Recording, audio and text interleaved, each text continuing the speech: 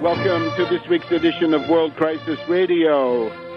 It is the afternoon of Friday, the 29th of March, 2013. It is Good Friday, 2013, the end of the first quarter, and the eve of the Easter weekend. Let's look at the terrible situation here in the United States. We have an entire large city under fascist dictatorship. It's Detroit. We've got other smaller cities under fascist dictatorships of different types, different faces, but the content is always the supremacy of finance capital over the American people. That's Benton Harbor, Flint, Pontiac, Ecorse. And, of course, in Detroit, the city is now under fascist dictatorship. The educational system had been for quite a while before that. And instead of focusing on creeping fascism and the destruction of representative government, with the mayors and city councils of those localities all being put into receivership by commissars, dictators, little Hitlers, we've had a focus on gay marriage on the one side and gun control on the other. And if you listen to the National Public Radio summary of the U.S. politics of the week this morning on Diane Rehm, it was all about gay marriage, gun control, and nothing about fascism. And this shows you something about how fascism can come about. And when you look at the speeches of someone like Governor Snyder of Michigan, you'll see a new ethos of fascism. No brown shirts, no black shirts, no Roman salutes, no clicking of heels, no parades of goons in the streets yet, but rather a public official in a business suit, seemingly reasonable, seemingly open, seemingly ready for dialogue. But, of course, in reality, this is a totalitarian process that is now going on. Detroit is now under a dictatorship. The elected representatives are simply for show. They're simply props. And the power has gone into this asset-stripping lawyer from the Jones Day law firm here in Washington, D.C., someone who's shown his asset-stripping prowess in busting the United Auto Workers Chrysler division. Now, at the same time, as some will point out, there are other forms of creeping fascism, and of course there are. You have the NDAA, right? That the government can throw anybody in jail as long as it wants, anytime it wants. We've got drones that allegedly can kill anybody anytime certain government officials want. You've got Guantanamo Bay. You've got people being held. You've got the crucifixion of poor Bradley Manning. He's been crucified to cover up for the fact that Julian Assange is still living like a lord, and the CIA WikiLeaks project has been instrumental in overthrowing many a government and damaging quite a few others. But the problem with those is you cannot build a mass movement unless it is about the life and death economic issues of the majority of your population. I can speak from personal experience. During the Vietnam War era, others tried to build a mass movement based on an anti-war platform. It didn't work. It was already evident then that you needed mass traction, material demands, life and death economic demands for the survival of families and individuals in order to contend for any serious share of power. And that was, of course, why the single-issue anti-war movement was such a failure, because it couldn't go beyond that single issue. And then we've had the 9/11 truth movement attempting to fight totalitarianism and war from the point of view of false flag terrorism being exposed. And that, of course, also broke up and really atrophied very rapidly, almost disappeared when Obama came on the scene and sucked the oxygen out of the room. It is only by focusing on the survival needs of working families and working people in general that an actual resistance front can be created. And that is why these totalitarian measures in Michigan, the union busting in Wisconsin that led to a general strike, a mass strike in the entire state at the beginning of 2011, the magnificent and somewhat successful mobilization of working people in Ohio to stop the fascist Kasich from destroying all unions in that state, the unfortunate failure to fight in Indiana for very deep historical reasons, right? The old Indiana copperhead machine, very strong, the thing that gave you Dan Quayle and the Indianapolis newspaper there, which was famous for its reactionary prowess. Anyway, you get the picture. It's time to consider, to act, not even to consider, but to get busy on the front of resistance to defend the economic rights of masses of working people. Forget about process reforms and forget about getting people to fight for somebody else. They can't do it. They're too busy fighting for themselves to survive. You can't expect people to go out and take other people's interests more seriously than some of those other people themselves take them. Some of these things can be added later on. Once you have a mass movement, it would have to have a foreign policy, and that would have to be peace and development. But that is not the way you get the mass movement. The mass movement starts with defending your own existence and those of your family, your children, and others close to you. That's the starting point. After that, once you have that going, then many other things, all other things, become possible in the due fullness of time. Now, as we look out here, Good Friday afternoon, we're looking at the United States. Corporate profits have the highest share of the gross domestic product in recent history, in the past 4 to 5 decades. Corporate profits way up. The wage share of gross domestic product is the lowest since at least a dozen years ago. The example of Caterpillar is cited in news accounts. Caterpillar has record profits and a 6-year wage freeze. So profits go up, up, up, and the wages are frozen, meaning they go down because there is a significant inflation going on in the background. Not that we're going to make that into the main issue. Austerity is killing people. We have 2 reports this week. The World Health Organization, WHO, and the British medical journal, The Lancet. It's the equivalent of the New England Journal of Medicine or the Journal of the AMA. Both of these, a report from the WHO and The Lancet, indicate that the austerity measures, especially in Europe, are beginning to cut longevity. They make people die sooner as a result of killer austerity. When I say genocidal austerity, killer cuts, killer austerity, that is no hyperbole. That is hard fact.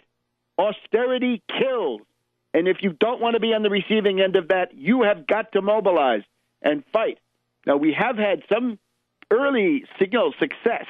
The United Front Against Austerity has been pushing, as you know, a petition on the White House website. You still have time to go to that. Go to Tarpley.net. Go to the top of the page. It says, "Tell Obama to tax Wall Street." Click on that. Go and sign it. I urge you to do it. They're coming after you, so you might as well fight back. You can't remain anonymous forever, because if you do, it's at the end of that is an anonymous resting place that you don't want. So forget about your anonymity. There are no secrets in the modern world with all the electronics. Get on there and tell Obama it's time to tax Wall Street. At least that much can be done.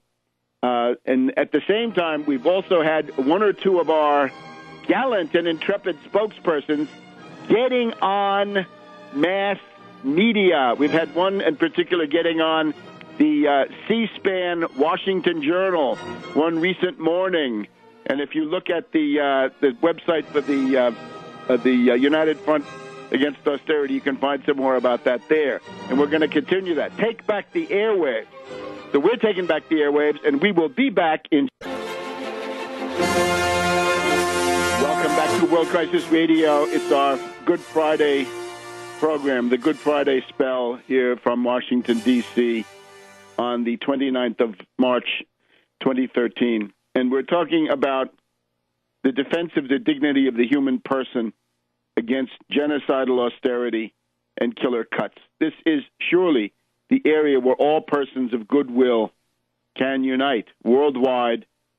It's time for a defense of human life, human existence, social reproduction, cultural and political and economic progress based on this kind of a platform. It's the basis, as I've tried to argue in the past. Christian charity, Confucian benevolence, and Muslim social solidarity come together, and that's already enough to drag the world. And there are significant cognate ideas in the other faiths and the other cultural traditions. And of course, for the secular, it's obvious that natural law dictates that the standard of living has to be kept high because we need scientific and technological progress, which comes from educated people able to make discoveries or assimilate and practice discoveries made by others.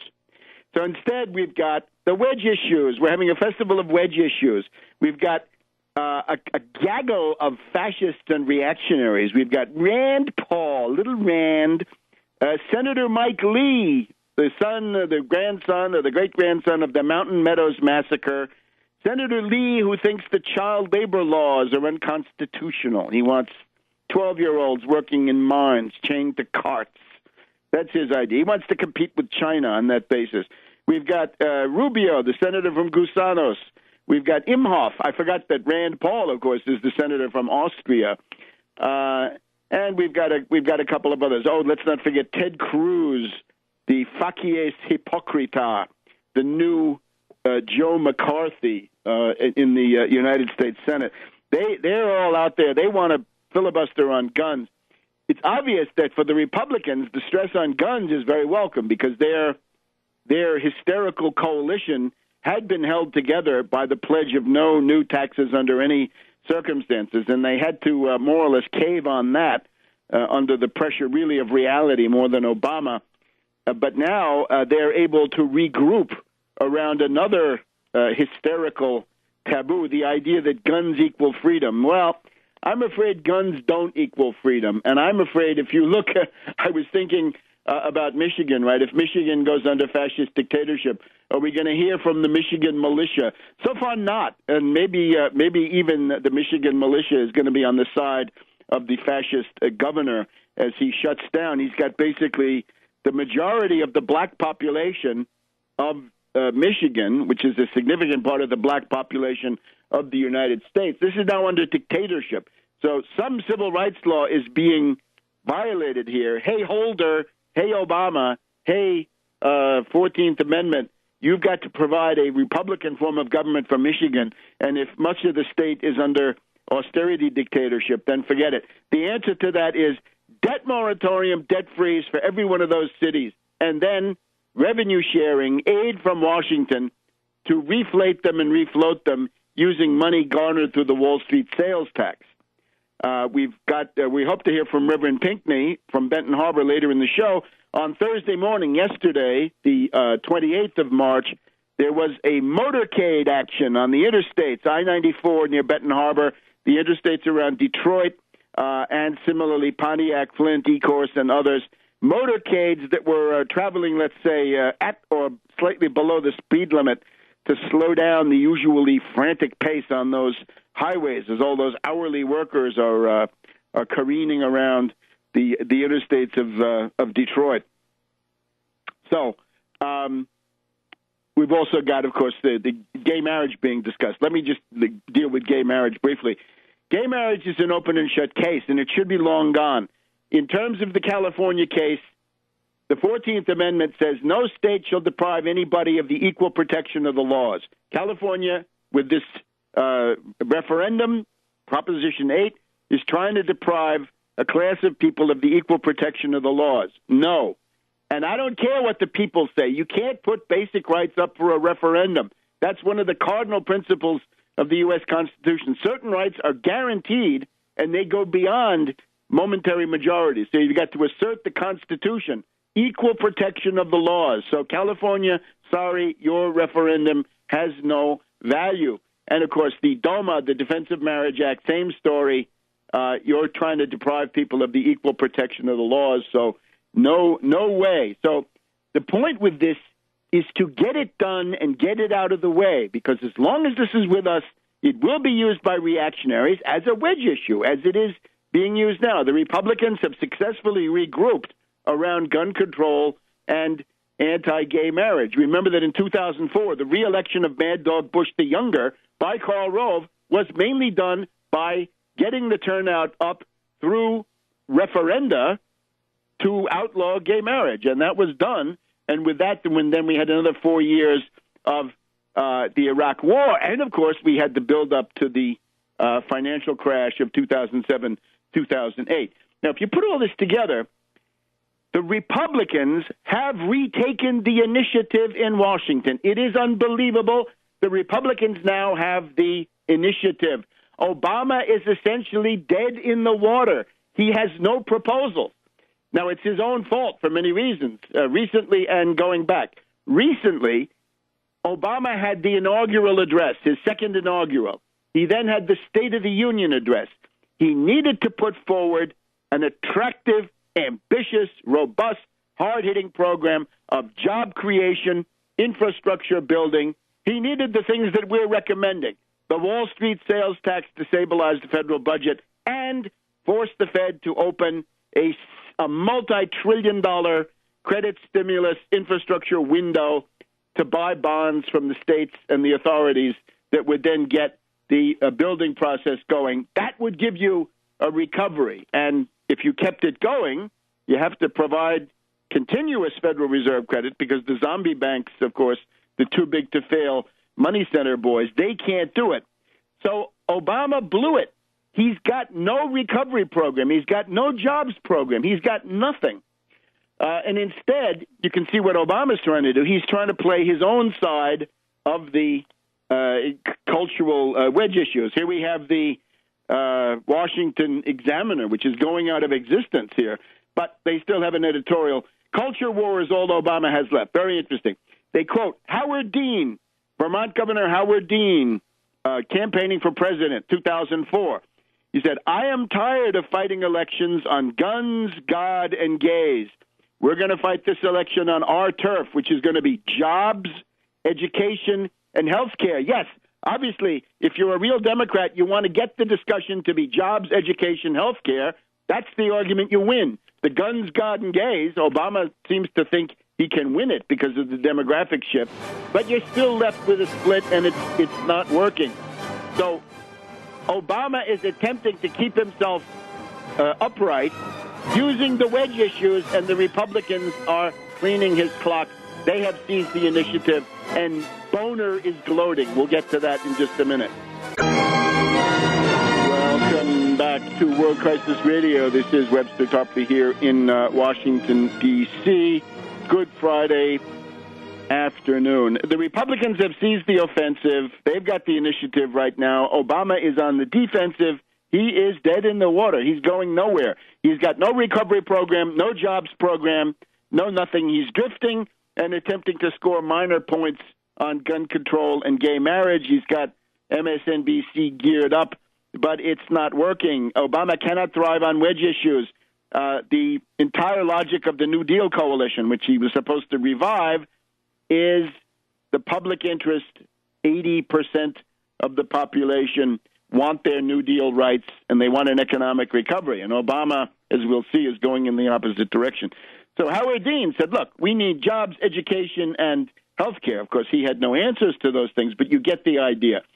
Obama this week is signing a budget which takes the federal government to September 30th, right? The rest of fiscal 2013, fiscal 2014 begins October 1st. What's contained in that budget? Oh, $1 billion in cuts for university research labs. The grant system of the National Science Foundation, we're going down from about 11 or 12,000 grants per year. We're losing about 1,000 of those grants. So $1 billion is being lost on university research labs, right? Think of that when you're dying of some dread disease 10 years from now. You can thank the sequester.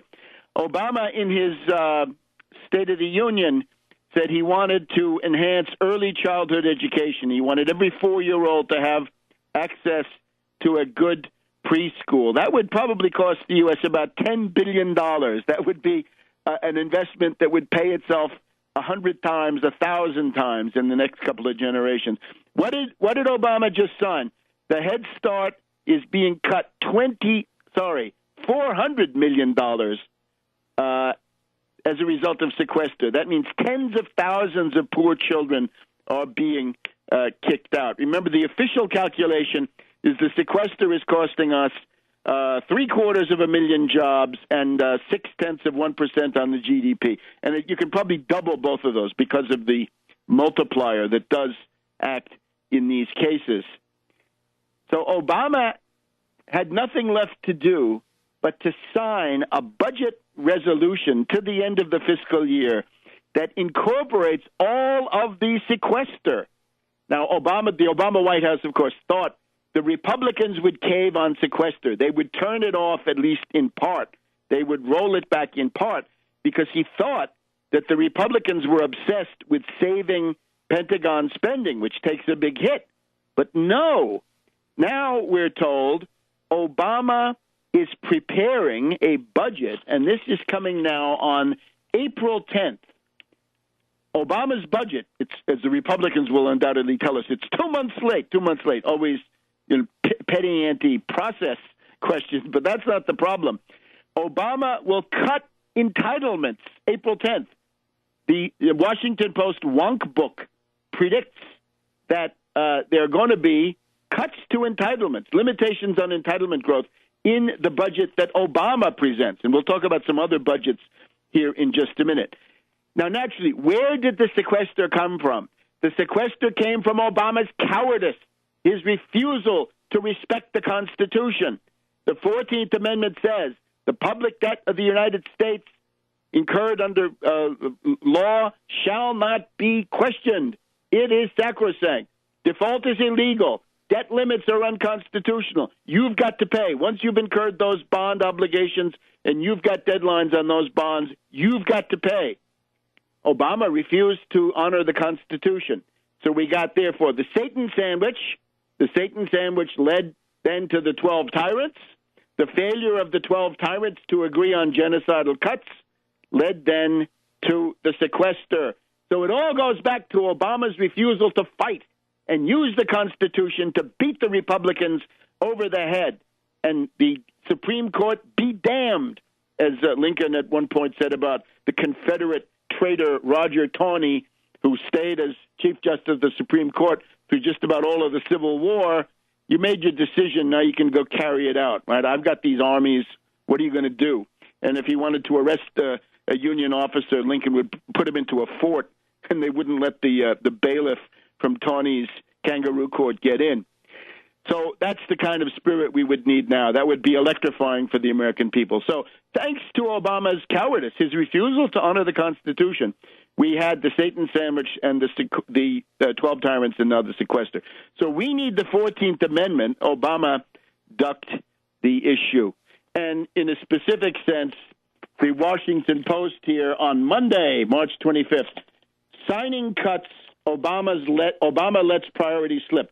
With his signature this week, Obama will lock into place deep spending cuts that threaten to undermine his second-term economic vision just 4 months after he won re-election. So whatever he said about early childhood education, research and development, infrastructure budget for highways and rails, it's all worthless because he's willing to cave to the Republicans. He set this in motion already 2 years ago. One interesting think tank comment comes from a guy called Michel at the Economic Policy Institute. Economic Policy Institute becoming a little bit prominent these days because of these budget disasters. Obama brought it on himself to the extent that he validated the deficit issue. Yeah, you should have been fighting for jobs, and you should have been fighting from a forward position, force the Federal Reserve to fund several $1 trillion worth of infrastructure, $3.6 trillion, according to the Distinguished American Society of Civil Engineers. Instead, if you sit there on the defensive, then they come after you, and you see what you get. So Obama did this to himself. Now, let's look at the competing budget plans. Well, as I say, Obama, we're waiting for Obama. April 10th, he's going to cut entitlements. It's unbelievable. He ran, the rhetoric in the campaign was, I'll defend your entitlements, I'll protect your economic rights under the New Deal and the Great Society. And as the same article that I just mentioned goes through, the scissors crisis between the rhetoric of the Obama White House, we'll defend your rights, and the reality is becoming immense. Let me just, before we go any further, Boehner has gloated as the Easter holiday comes on. Boehner gloats in a letter to the Republican caucus, giving them talking points for going home during the Easter vacation here. Boehner gloats that he has re-seized the initiative. He's forced Obama to recalibrate his approach. Here's what Boehner says to his own members. Quote, we forged a new tactical plan that focused on using our limited leverage to maximum effort in support of the reforms needed to support economic growth and job creation, blah, blah, blah. Republicans may be the minority party in Washington, but because we forged a plan together and have stuck to it, our actions as a team over the past couple of months have made a difference to all Americans. So what he's saying is, we have seized the initiative. Part of it is, don't go for big, spectacular confrontations that allow Obama to appeal to public opinion, but rather do it with this relentless pressure for killer cuts. Now, we've got the Democrats in the Senate for the first time, as the Republicans will tell us, in so many years, in a coon's age. Patty Murray did the Senate budget. This has now passed the Senate, 50-49. Remember, this stuff is all on budget reconciliation. You can't filibuster it. $100 billion for infrastructure, $1 trillion in additional revenue through various things, not the Wall Street sales tax, and the deficit at the end of, 10 years, $566 billion in deficit, right? About what? Not a little bit more than half of what it is now. So that's the Senate, and that goes then to the House Conference Committee. Back in a minute on World Crisis Radio. Welcome back to World Crisis Radio. Naturally, keep up with everything at Tarpley.net. Go sign that petition for the Wall Street sales tax at the White House. You can get to that through Tarpley.net. And, of course, Twitter feed, Webster G. Tarpley on Twitter. So the main problem, April 10th, Obama is going to attack entitlements. Let's get ready for it. His treachery knows no bounds. Patty Murray, her budget now 50-49, passed the Senate, goes to the conference committee eventually. No Wall Street sales tax, nothing about mobilizing the Fed, not going to get anywhere. Progressive caucus, of course, in the House of the Democrats, this would be Keith Ellison, Grijalva, people like this. They have good intentions. They want to cut corporate welfare. They can give you about $1 trillion worth of cutting of corporate welfare, subsidies to oil companies, and so forth. But I don't see, based on the preliminary reading of this, I don't see a massive program of infrastructure. And above all, they haven't gotten the simple idea that you get the Fed to finance this. You don't have to balloon the deficit. You're going to have enough to do with your federal budget to maintain the entitlements, right? You want to keep paying Medicare so people can stay alive. That's enough burden for the federal budget. Let's shift that burden to the richest part of the government, where the money is, the Federal Reserve. There's all the money in the world at the Federal Reserve. So let's tap into that. And as long as it goes for tangible physical production in the form of infrastructure especially, we raise the productivity of labor, and the absolute profit of the society rises so that it can easily be paid back at these long maturities that I've been talking about. Now, the budget, we have two budgets in the House that we want to take a look at. One is the Rand-Paul Nuremberg budget. And Nuremberg, because this is a high crime against humanity. It constitutes a violation of the Nuremberg Code because it has a butcher's bill attached to it in the form of American lives and American blood. What would little Rand do? He wants to cut $4 trillion over 5 years, and he says that will balance the budget. It's a lie. I guarantee you this will never balance the budget. It will balloon the deficit, make it bigger, but it will destroy the United States. If you think the 1950s were nirvana, that was the late New Deal. This would be hell on earth with the Austrian school in command. First of all, privatize Social Security, voucherize Medicare, raise the age for Social Security and perhaps Medicare also, impose a flat tax, 17% flat tax. This is it masquerades as a proportional tax that everybody pays the same percentage, but we know in reality a proportional tax is highly regressive because if you take 10% of some guy's meager budget and it all goes for food and rent and heating and clothing and a little bit for the doctor, if you cut 10% out of the guy's food budget, you're really hurting him. Whereas if it's a multi-billionaire and you cut 10% out of his budget, well, again, he has to go from 3 Learjets to 2 Learjets. This is simply not commensurate. So as we've known, social science has long discovered that proportional taxation is regressive taxation. The only acceptable form of taxation is progressive. The greater your ability to pay, because you're talking about different things. The bottom layer are the necessities of the poor. The middle layer are these simple little amenities of the middle class. And then we get the super sybaritic Lucullian luxuries of the super rich. And that's where you want to do the cutting. But, of course, again, in our method, we have to recognize there's not enough money there to solve the Depression. Where the money is, that river of money is called Wall Street and Chicago markets, and we want 1% of that.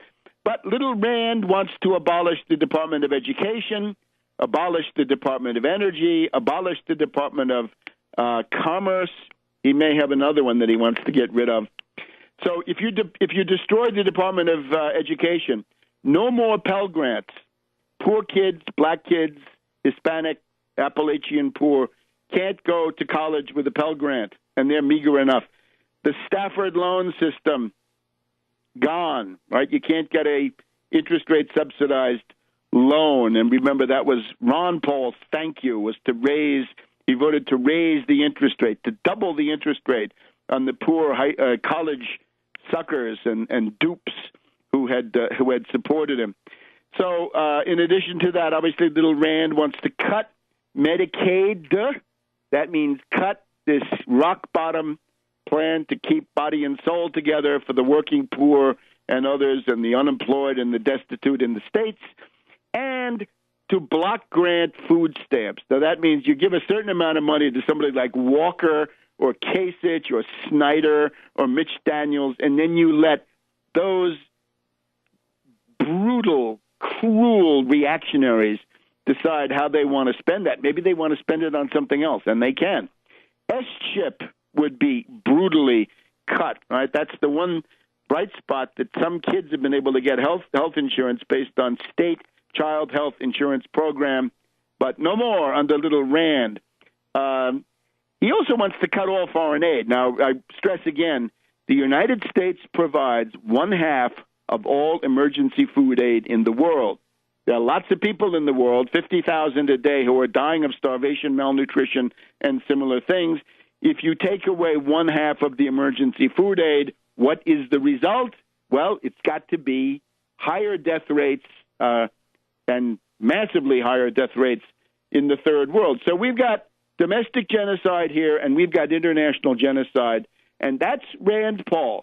That's our wonderful libertarian who cares so much about this hypothetical situation. Can you be killed by a drone? Notice he doesn't seem to care if you're killed by a sniper or by somebody knifing you in the subway or whatever it is. He's only concerned about drones because he's trying to do a publicity stunt. And then we have Congressman Ryan. This is now amazing because Ryan would normally be considered a raving fascist from the John Birch Society, but he's now considered less extreme than Rand Paul, so much so that Senator Rubio, senator from Gusanos, says he voted against Rand's budget, and I think he would be more favorable to the Ryan budget. The Ryan budget also cuts $4 billion. It cuts food stamps. It block grants those. It will cut Social Security, privatize that. It will cut school lunches. It will cut Medicare. It abolishes Obamacare, so you can go back to having pre-existing conditions so that you can't get coverage no matter what you do at a price you could afford, although it keeps the taxation. All of the Obamacare taxes are retained, whereas the benefits of Obamacare, such as they are, and there are a few, those are removed. It also cuts what is now called welfare. Now, this is a tiny program compared to aid to families with dependent children.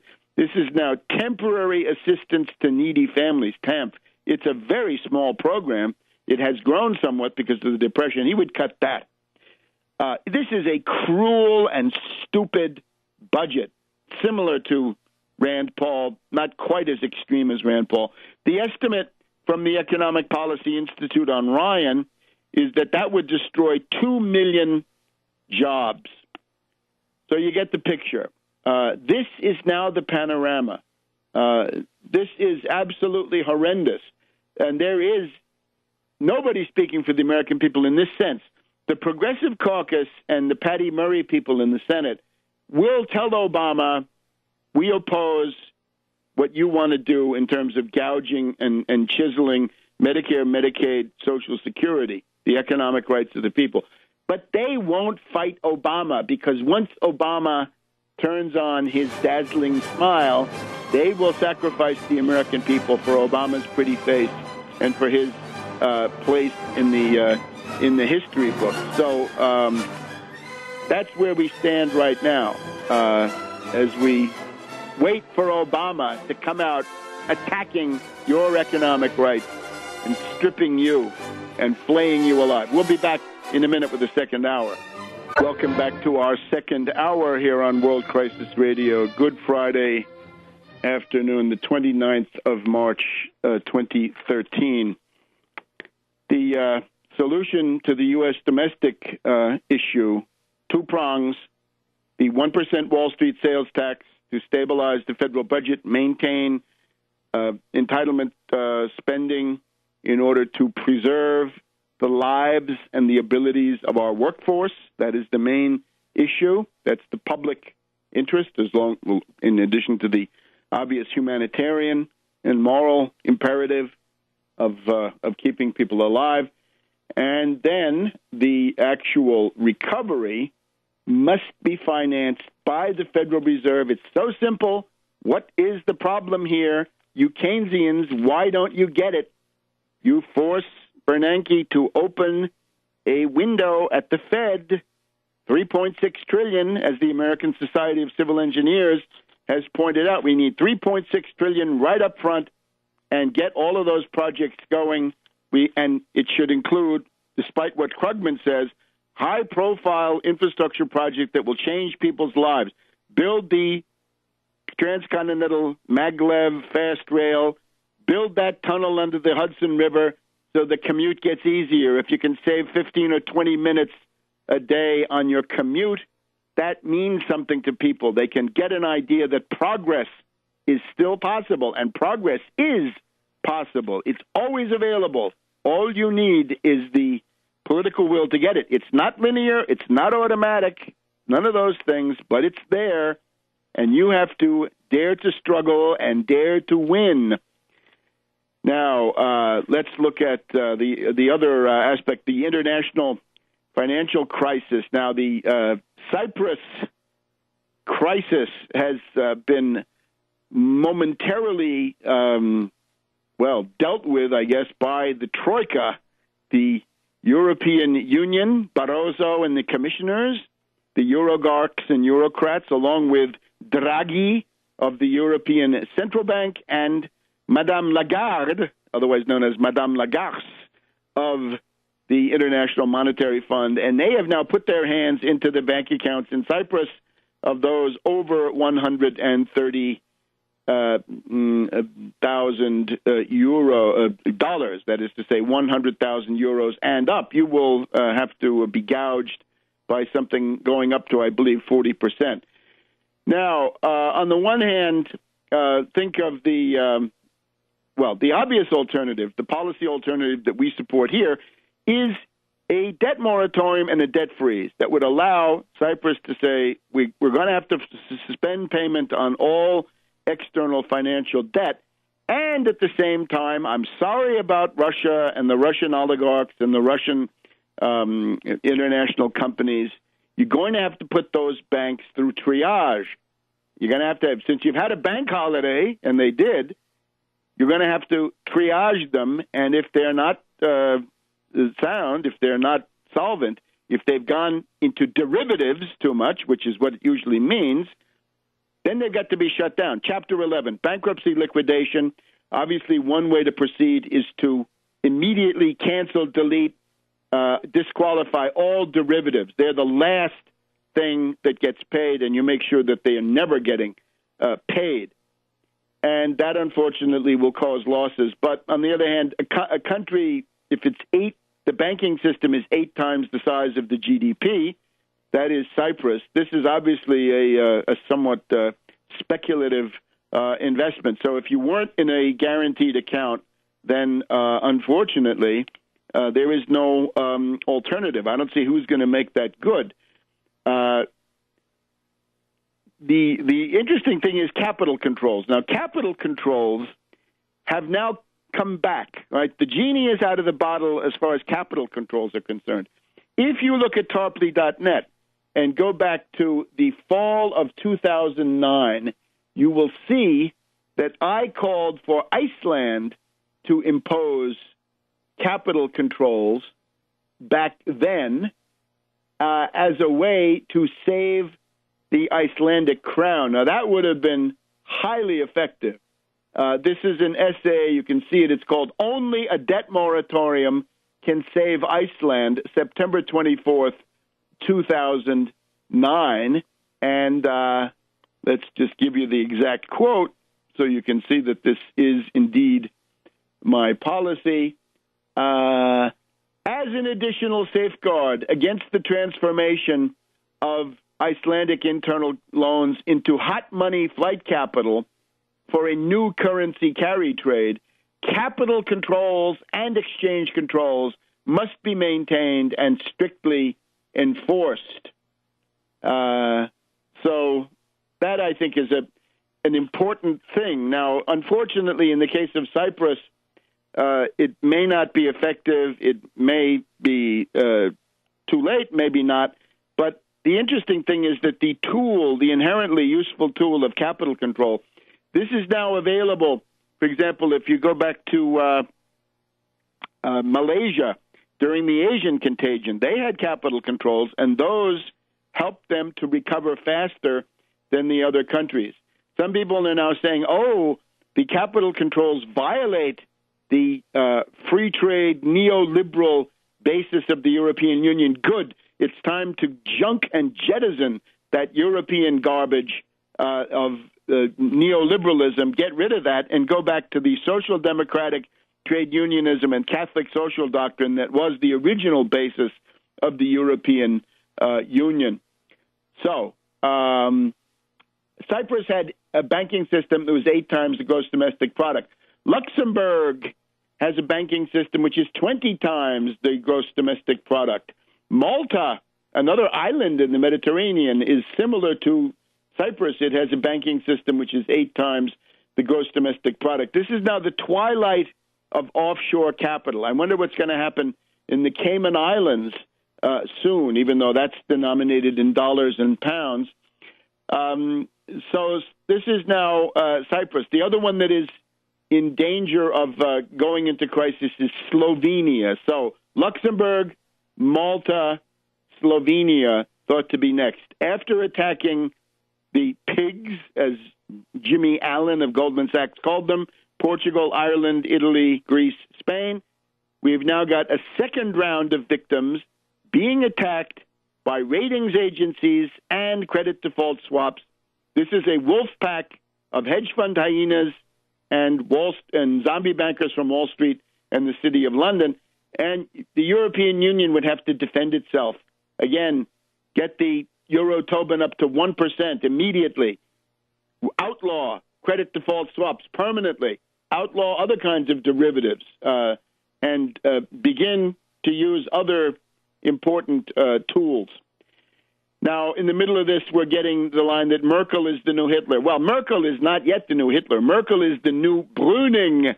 She is the super austerity regime from 1930 to 1932, except her genius is to impose the Brüning austerity cuts. The hunger chancellor, Brüning, was able to impose that on Germany, a general cut of about 25% in all categories of public spending, employment, and the rest. In her case, she exports it to these other countries. But, of course, she's also on the receiving end. The whole crisis in Europe has been exported by the U.S. and the British, where the crisis began, into Europe, which has no need to go through this. Now, in the middle of it all, the BRICS, Brazil, Russia, India, China, South Africa. The BRICS meeting in South Africa has promise. Obviously, it's the one positive variable in the world situation, but at the same time, a great deal of inertia and a failure, I would say, to think big and fast. The BRICS are talking about a global development bank with about $50 billion of capitalization. Each of the five would be putting in $10 billion. It was supposed to be $50 billion each for $250 billion, but a global development bank. It's time to get that going now. You can't let these places like Cyprus just go by. You've got to mobilize your development bank now. We'll talk about this more in a minute. Welcome back to World Crisis Radio. Now, we welcome the meeting of the BRICS, and above all, we welcome the idea of a global development bank that would be an alternative to the International Monetary Fund and the World Bank. This is long overdue. However, this is not simply a way for countries that are being kept out of the leadership of the IMF to create their own version of the IMF, right? This has got to be something radically different. It's got to be a development bank rather than a monetarist currency bank, and it cannot become the instrument for imposing austerity and otherwise undermining national sovereignty for countries around the world. And above all, it needs to be bigger. $10 billion for 5 countries, $50 billion is good. The original plan was $50 billion each for $250 billion in capitalization. But again, the point is you've got to get this going, and you've got to use it to intervene. In other words, it's got to be done strategically and in a timely fashion. This is now political economy, where timing plays an important role.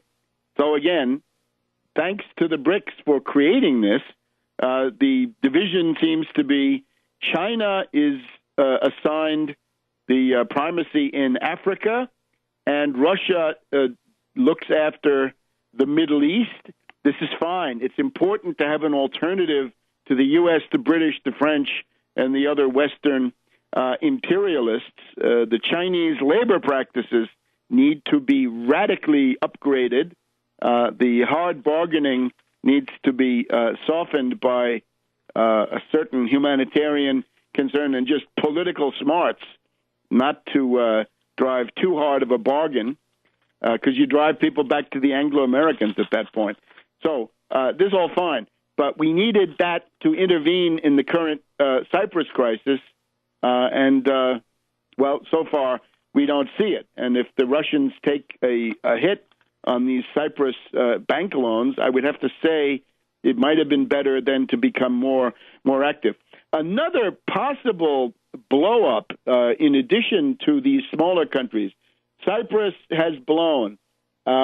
Luxembourg, Malta, Slovenia thought to be on the brink, especially Slovenia, but also the two others. The other one is a big one, although slightly outside of the Eurosphere. This is Egypt and the Egyptian pound. We are told that Egypt is about to run out of foreign exchange. Now, when Egypt runs out of foreign exchange, they are the biggest buyer of grain in the world market. A lot of that grain comes from the U.S. A lot of it is financed by the U.S. Egypt is going to have to review what they've been doing up to now, which is the roots of the entire crisis. Morsi and the Muslim Brotherhood are capitulating to the International Monetary Fund. They're imposing conditionalities. They're raising the price of gasoline. They're cutting the subsidies on flour and cooking oil and heating and other vital things. And you've got to dump the IMF. That's the only thing that Egypt can do. And there's an area where the BRICS would have to come in. If that BRICS bank is going to be taken seriously as an alternative to the IMF, we can understand if they find that Cyprus is too complex. But Egypt is one where you can't let it go by. Absolutely essential. The BRICS must intervene and get Egypt stabilized and indeed reoriented politically. Now then, in terms of the strategic situation, we got this crisis going on with South Korea, the Republic of Korea, vis-a-vis the DPRK, Democratic People's Republic of Korea, North Korea. And in the past 24 hours, Chuck Hagel of the Pentagon has flown 2 stealth bombers over South Korea, not violating North Korean airspace, but creating a hysteria in North Korea, or allowing the creation of a hysteria in North Korea. And we're now told that there are new threats by North Korea to attack the United States. We had an atomic bomb test by North Korea in February. We had an ICBM test. And then we've had new economic sanctions being voted against North Korea in response. Now, normally, we have seen this so many times that it becomes the boy who cried wolf. But even with the slowness and the inadequate scale of the BRICS Development Bank, it is certainly possible that lunatic revanchists and extremists of the Anglo-American empire, neocons and others, may be blowing on this fire in order to get something big. It comes out of a clear blue sky, and it can. Let us assume that this scenario is now serious. What could it be? That CIA, MI6, the rest of them, are attempting to goad the DPRK into something like an attack. Open fire on South Korea. It sounds astounding. It seems like a James Bond story, but a response to the BRICS, a response to the coming of President Xi for reasons that we may not be aware of, it's possible. A response also to continuing frustration on the ability of the Anglo-Americans to wrap up the Syrian aggression, which still escapes them. So this has to be taken seriously. We would like to know what Donald Gregg knows about this. Certainly Donald Gregg, who was the Bush the Elder envoy to South Korea, CIA sort of old boy. People like this, whatever has happened to Don Gregg, I don't know. But this kind of person might have some idea of what's going on there. And then let's just look then at Syria, right? Syria, as a result of Obama's trip, more pressure on Syria. Israel and Turkey have indeed made up their quarrel. They're united against Syria. And we've got this power struggle in the Free Syrian Army and the Syrian National Coalition, the puppet military and political fronts of the attack. Khatib, the agent of Royal Dutch Shell and the Muslim, of Royal Dutch Shell, considered a moderate, apparently Muslim Brotherhood resistance against Khatib, but at the same time, the Muslim Brotherhood, Qatar and Turkey supporting Hito, Hassan Hito. The word about him is that he is a total puppet of Qatar,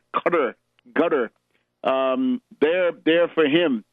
And Khatib, but now we see Khatib being the spokesman at some international meetings. So the opposition, the rebels, are promising victory within weeks. It's not the first time. Al-Nusra, of course, remains, the Al-Qaeda affiliate remains the main force of this attack. And 10 years after the Iraq War, with expenditure now incurred of $5 to $6 trillion by the United States, a wave of bombs in Iraq this weekend. So we'll be back in a minute on World Crisis Radio. Welcome back to World Crisis Radio. Now, we want to keep up with the Italian situation because the thesis is that the Grillo movement, the five-star movement, represents the most sophisticated, the most advanced form of color revolution destabilization, which the Western intelligence community, CIA, MI6, SDEC, DGSE, all this, that they have come up with. So we want to see how this works, right? This is an important pilot project. Remember, the Italian bourgeoisie, with some British and French help, the Italian bourgeoisie invented fascism in 1922. So what are they inventing today? Remember that Grillo, Beppe Grillo, now celebrated by various Western publications. The Washington Post thinks he's a great guy. As of last Monday, Washington Post says this is a thrilling experience with Grillo. Look at my article about that on Tarpley.net. Remember, Grillo is a neoliberal. He's Austrian. He's libertarian.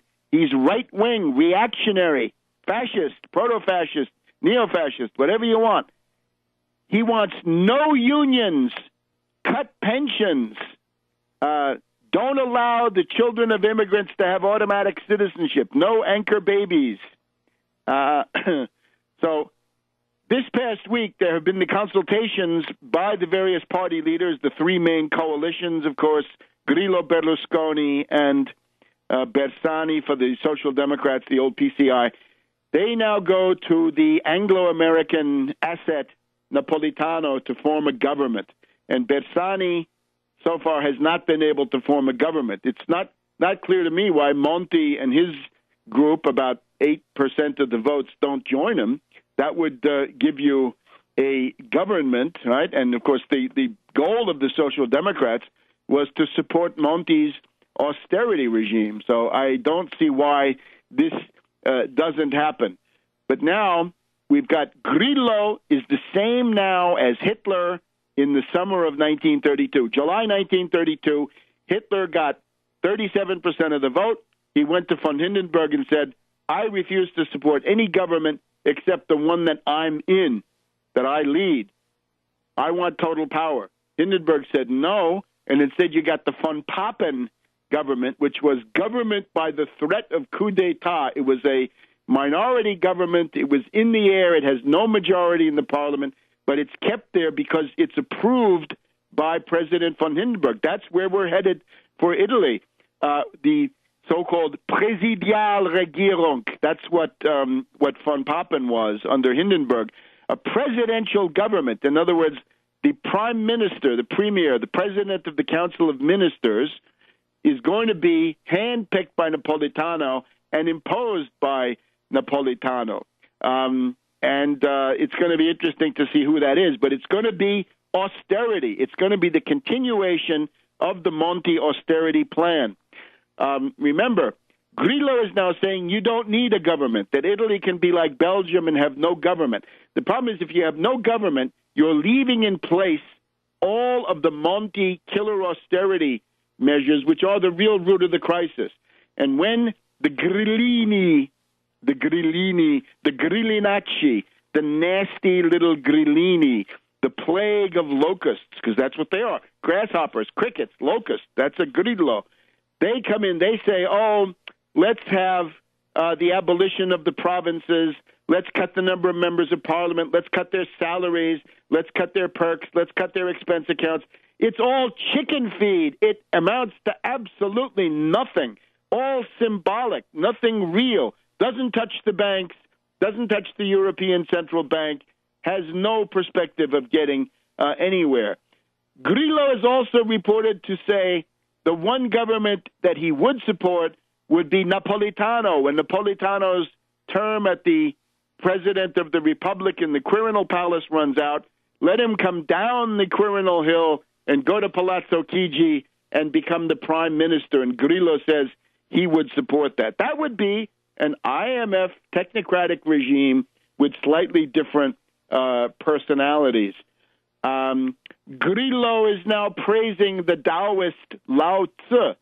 Well, take a look at H.G. Creel, Chinese philosophy from Confucius to Mao Zedong, and the very interesting chapter there about Taoism on the surface is this irrationalism, vague and unfocused, but at the heart of it, it's the philosophy of the ruler on his throne. In other words, the nice outward trappings of Taoism, of mysticism and irrationalism, the core of it is authoritarianism and the iron fist and the sword.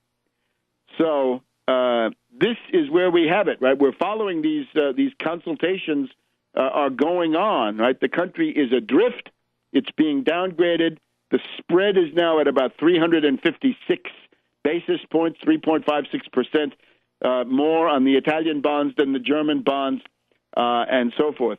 I would also point out the model of Grillo as the next generation, the new generation of the old color revolution.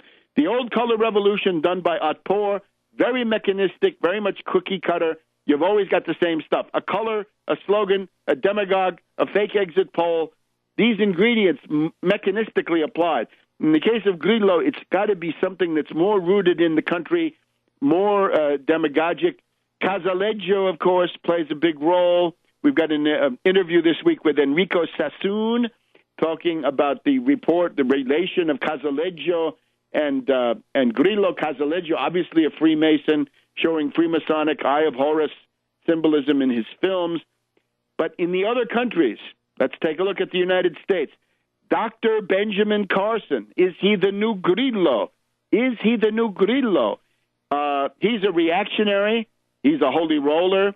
But he's well known for saying things like, he doesn't want to cut the social safety net in the way that Ryan or Rand do. Carson says there should be no social safety net. The churches, he says, should provide the social safety net and not the government at all. Well, what about the atheists? What about the secular, the Muslims, the Jews, and all the others? What are they going to do in this, right? But he says, no, it's got to be the churches. This idea of somebody from outside politics, above politics, with sort of homespun, cracker barrel proverbs and stuff, that I think is something that you have to be on the lookout for. And again, I'm watching Dr. Benjamin Carson of Johns Hopkins Medical School as a possible candidate. He's obviously being groomed by Wall Street Journal, Hannity, and so forth as a possible new Grillo for the United States. Now, concerning the Italian polls, Berlusconi is up 2% in 1 week, 26.2%. Grillo is down 2%, 24.8%. Grillo he's gone from number 1 to number 2 to number 3 since the election. So good, he's declining. His authoritarian rage ball, hysterical fit in his blog, all of this is driving away support. Can't come quick enough. On the papacy, you can read the speech that won Bergoglio the papacy. It has been published in various forms, his notes for the speech, published by, I believe, the publication of the Cuban Catholic bishops. And he talks about the necessity of getting beyond the self-referential church. In other words, the Roman Catholic Church cannot contemplate itself, but it's got to have a role of charity and service as well as doctrine. This is now Il Papa Descamisado, the shirtless Pope, in the sense of the Perón populism in Argentina in the 40s and 50s. Los Descamisados. This is Il Papa Descamisado. So we'll be following that now during Holy Week. Back in a minute on World Crisis Radio. Welcome back to World Crisis Radio. This is the final segment of our Good Friday broadcast. It's the 29th of March, and we are very honored and happy again to be joined by our friend Reverend Edward Pinkney of Benton Harbor, Michigan. And Reverend is going to tell us basically about two things. First of all, he's been doing some protest actions against these dictators that have now taken over Detroit, as well as Benton Harbor, Flint, Pontiac, Ecorse, and other cities. And then he's going to tell us about coming to the national capital area here, Washington, D.C., on April 3rd and 4th, which is now next week. So, Reverend, welcome. Hey, man, Webster, it is a pleasure and an honor to be on your show, just to be able to talk about what happened yesterday and what we're going to do next week. Please go ahead. Now, we understand you called me the other day. I put out a tweet saying Thursday morning at 7 a.m. out on the interstates, there would be some motorcades that would be going slow. So tell us. Absolutely. We had 4 waves of 4 cars, and each four or layers was going to go 10 miles to slow down everything that was happening.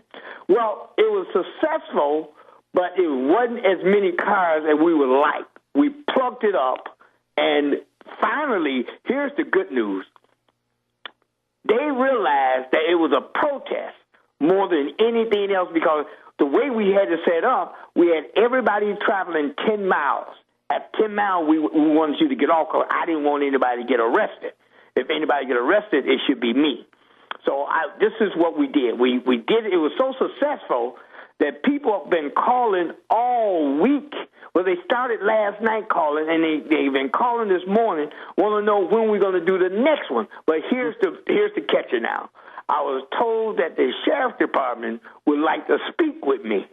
So I said, well, they know where I live. If they want to talk to me, they can come to my home and speak with me in reference to this. I also knew that the big rally was next week, so I really didn't want them to get arrested, but they did a magnificent job. Anytime that you can get from 16 to 20 people with the possibility of getting arrested and still get out there and doing this, it was amazing. I tell you, I took my hat off to the group yesterday. I told them that I was so excited, just the idea that they were willing to do it. And unfortunately, for the only thing that we heard from was supposed to be the sheriff's department, they want to speak with me. So I'm ready to speak with them. Anytime they want to speak, anytime they want to talk, I'm available. And let me ask you: is there any media coverage, any place people can read about this or hear about it? It's supposed to be writing an article in the news in the community newspaper. We got an article of Benton Spirit or something like that. I did speak with them about it, and they're going to be running a story about it. So that's going to be pretty exciting for us. I was kind of excited, so I'm pretty sure they're going to write something about it. It didn't make the Herald Palladium, which I already knew that it probably wouldn't make their newspaper, because that's the corporate media. But it did. It's going to make they call it the Benton Spirit. You probably can go online, and I'll send you the link to it. Please do. I'll put it out on Twitter, and people are going to be happy around the world to see people are fighting. That's what everybody's looking for. Find somewhere, someplace, somebody fighting. Now, Reverend, you said the big rally next week. What does that exactly refer to? The big rally, we are going to be in Washington, D.C., right. April the 3rd. We're going to be at 1156 15th Street Northwest. That's the NAACP office there. And we're going to get there about 9 o'clock, and we're going to have a press conference at 10:30. Matter of fact, several media outlets have already called and confirmed that they want to have a personal interview with me during that week I'm there. They want me to come to the office, and they said they will be at the rally. So they're going to talk. So this is the first time that, we ever had an opportunity where people was actually coming out and want to speak about the NAACP. Even though we had a good time in Los Angeles, the media was more or less not willing to really give us the props that we wanted. But also, on April the 4th, we're going to be at the headquarters of the NAACP, which is the 45th anniversary of the assassination of Martin Luther King. So we plan to be there, and also at 9 o'clock, and that address is 4805 Mount Hope Drive. We'll be there at 9 o'clock, and at 10:30 we will have our press conference. So we're 4805 Mount Hope Drive, and that's in Baltimore, Maryland. Okay. So I'm more than happy to let people know, because it is crucial that people come out and see where we at and what we're doing. We certainly have some good activists of the United Front Against Austerity, both in Washington and in Baltimore, who I think will be there. And I will certainly try to be there myself for that press conference. That people actually come out and see exactly what we're doing and why we're doing it. And it's important because we're there to let people know that we're no longer going to accept the NAACP being out of touch with our community and selling out to the corporations. We want them to, if they're going to fight for civil rights, we expect them to fight for civil rights. Right now, they no longer fight for civil rights, not in the black community. So I don't know where else you can fight for, but they don't. The NAACP, we're requesting that the Ben Jealous resign and the executive board and allow the members to elect the president and the executive board. So we're demanding that, and we expect them to have some kind of reply after this, because now we're on their turf. We're going to be in Baltimore and Washington, and that is something that they probably don't want to tolerate. Matter of fact, I received a call from someone from Washington who, I guess she called it a threat or something. I don't care what it was, but like I told her, I will be there, and I hope that you come out. And if you want to protest against us, I don't mind, but I will be there to protest against the NAACP. Reverend, in the meantime now, do you have any news about this dictator running Detroit? Has he made any moves? Is there any new crimes on that front? Well, the group that I was with, they was telling me this, that, once again, now you know that Kevin is, he has four liens against his home. And 4 liens? 4 liens against his home. And but here's the part that's even more important. He said that he didn't know that he had 4 liens against his home. Now, how are you going to straighten out Detroit if you walking around here with 4 liens against your home? And what are those? Is that the IRS? Who's putting liens on his home? Well, according to them, it's for tax purposes. It's a group. It was four different individuals had liens on his home, and what made it so amazing, the governor here, Snyder, knew about it. He knew about it because he said that he was going to make sure that Kevin take care of those liens on his home. But now you look, so that means that we are going to have to watch this guy. And this guy also said this. He said the residents in Benton, in Detroit, are not going to like him. Well, he already know that the residents in Detroit don't like him. So that was just a waste of words. His plan is that he said that one of the things that he's shooting for right now is the bridge and other things that he see that could be worked out to write off some of the debts that the Detroit has. I'm telling him that this doesn't even make sense. I said, what you're saying, it don't make sense. And the people in Detroit, funny to be, they said the state government owed them millions and millions and millions of dollars. And if the government paid them, they could pay their debts. So it's amazing when you think about it. Let me just ask you, we got a couple of seconds left. You mean he wants to privatize the bridge from Detroit across to Windsor, Ontario? Absolutely. Absolutely. And sell it off. Right off the bat. The first thing he's going to do. And that Snyder has been withholding payments of money that Lansing owes Detroit. Detroit, millions of dollars. All right, Reverend, thank you very much. It's great to have a fighter like you engaged on this. And we're going to see you here on April 3rd, 9 to 10:30 in the morning at the NAACP, 1156 15th Street Northwest, Washington, D.C., and then the next day in Baltimore. Congratulations on your fighting spirit.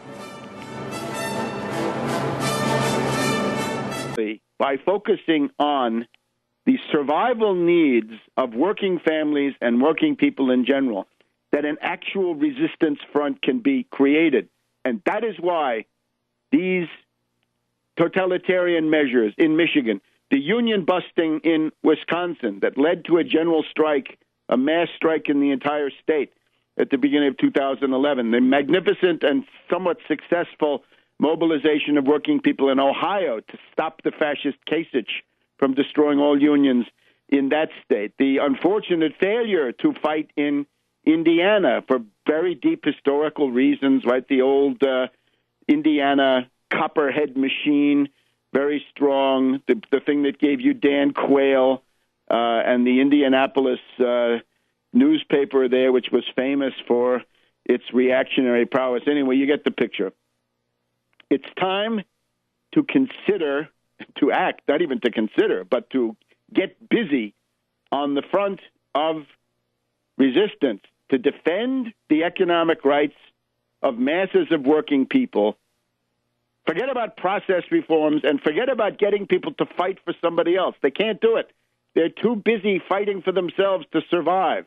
You can't expect people to go out and take other people's interests more seriously than some of those other people themselves take them. Some of these things can be added later on. Once you have a mass movement, it would have to have a foreign policy, and that would have to be peace and development. But that is not the way you get the mass movement. The mass movement starts with defending your own existence and those of your family, your children, and others close to you. That's the starting point. After that, once you have that going, then many other things, all other things, become possible in the due fullness of time. Now, as we look out here, Good Friday afternoon, we're looking at the United States. Corporate profits have the highest share of the gross domestic product in recent history, in the past 4 to 5 decades. Corporate profits way up. The wage share of gross domestic product is the lowest since at least a dozen the airwaves. So we're taking back the airwaves, and we will be back in. Welcome back to World Crisis Radio. It's our Good Friday program, the Good Friday spell here from Washington, D.C.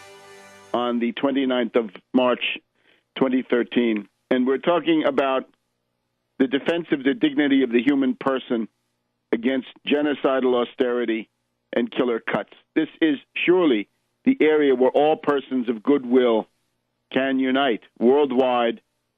It's time for a defense of human life, human existence, social reproduction, cultural and political and economic progress based on this kind of a platform. It's the basis, as I've tried to argue in the past. Christian charity, Confucian benevolence, and Muslim social solidarity come together, and that's already enough to drag the world. And there are significant cognate ideas in the other faiths and the other cultural traditions. And of course, for the secular, it's obvious that natural law dictates that the standard of living has to be kept high because we need scientific and technological progress, which comes from educated people able to make discoveries or assimilate and practice discoveries made by others.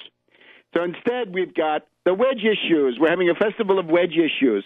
We've got a gaggle of fascists and reactionaries. We've got Rand Paul, little Rand, Senator Mike Lee, the son, the grandson, or the great-grandson of the Mountain Meadows Massacre. Senator Lee, who thinks the child labor laws are unconstitutional. He wants 12-year-olds working in mines, chained to carts. That's his idea. He wants to compete with China on that basis. We've got Rubio, the senator from Gusanos. We've got Imhoff. I forgot that Rand Paul, of course, is the senator from Austria. And we've got a couple of others. Oh, let's not forget Ted Cruz, the facies hypocrita, the new Joe McCarthy in the United States Senate. They're all out there. They want to filibuster on guns. It's a totalitarian process that is now going on. Detroit is now under a dictatorship. The elected representatives are simply for show. They're simply props. And the power has gone into this asset-stripping lawyer from the Jones Day law firm here in Washington, D.C., someone who's shown his asset-stripping prowess in busting the United Auto Workers Chrysler division. Now, at the same time, as some will point out, there are other forms of creeping fascism, and of course there are. You have the NDAA, right, that the government can throw anybody in jail as long as it wants, anytime it wants. We've got drones that allegedly can kill anybody anytime certain government officials want. You've got Guantanamo Bay. You've got people being held. You've got the crucifixion of poor Bradley Manning. He's been crucified to cover up for the fact that Julian Assange is still living like a lord, and the CIA WikiLeaks project has been instrumental in overthrowing many a government and damaging quite a few others. But the problem with those is you cannot build a mass movement unless it is about the life and death economic issues of the majority of your population. I can speak from personal experience. During the Vietnam War era, others tried to build a mass movement based on an anti-war platform. It didn't work. It was already evident then that you needed mass traction, material demands, life and death economic demands for the survival of families and individuals in order to contend for any serious share of power. And that was, of course, why the single-issue anti-war movement was such a failure, because it couldn't go beyond that single issue.